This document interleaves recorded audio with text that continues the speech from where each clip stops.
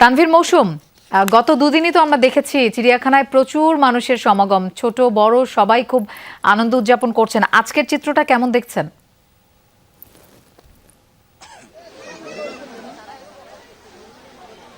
আজকের চিত্রটা আসলে গত কয়েকদিনের তুলনায় ব্যতিক্রম নয় এবং এখন এই মুহূর্তে আসলে আরো বেশি স্পষ্টভাবে দেখা যাচ্ছে যে কি পরিমাণ মানুষ সমাগম, পর্যটকদের সমাগম এখানে হয়েছে। আসলে ঈদের এই ছুটিটাকে আসলে সবাই কাজে লাগাতে চাচ্ছেন এবং যেহেতু আজকে ঈদের ছুটির শেষ দিন সেহেতু আমরা দেখতে পাচ্ছি যে আসলে কি পরিমাণ মানুষ এসেছে এবং তারা সবাই আসলে পরিবারের অন্যান্য সদস্য যারা আছে পরিবারের অন্যান্য সদস্যদেরকে নিয়ে এসেছে এবং পরিবারের শিশু সন্তান যারা আছে তাদেরকে চিড়িয়াখানার যে এই পরিবেশ, সে পরিবেশের সাথে পরিচিত করানোর জন্য সে পরিবেশে কিছুটা ঈদের আনন্দ যতটুকু উদযাপন করা যায় এই ঢাকা শহরে থেকে সেই চেষ্টা তারা করছিলেন।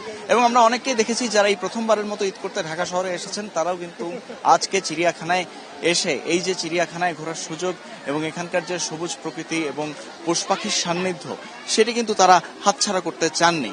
এছাড়া আমরা দেখেছি যে অনেক দর্শনার্থী তারা পরিবার নিয়ে এসেছেন এবং পরিবারের অনেক সদস্যরা তাদেরকে নিয়ে এসে এখানে তারা বনভোজন করেছেন, পিকনিক করেছেন এবং এক্ষেত্রেও তাদের যে পরিকল্পনাটি ছিল যে বাসার বাইরে একটি লম্বা সময় কাটানো এবং সেখানে একটি যে এই পিকনিক বা বনভোজনের মাধ্যমে যে ব্যতিক্রমী আয়োজন সেটি আসলে করার। চিড়িয়াখানায় আসলে আমরা অনেক সময় দেখতে পাই এরকম এখনো যারা আসলে এই বনভোজনের প্রচলনটাকে টিকিয়ে রেখেছেন এবং এখন পর্যন্ত আমরা দেখছি আসলে যে পরিমাণে মানুষ বেরোচ্ছে তার চেয়ে কিন্তু অনেক পরিমাণে মানুষ এখনো প্রবেশ করছে এবং বলা যায় বিকেল সন্ধ্যার আগ মুহূর্ত পর্যন্ত যে সময়টুকু আছে সে সময় আসলে দর্শনার্থীরা এই ঈদের আনন্দ চিড়িয়াখানায় এসে উপভোগ করবেন। আমার কাছে এই ছিল সর্বশেষ।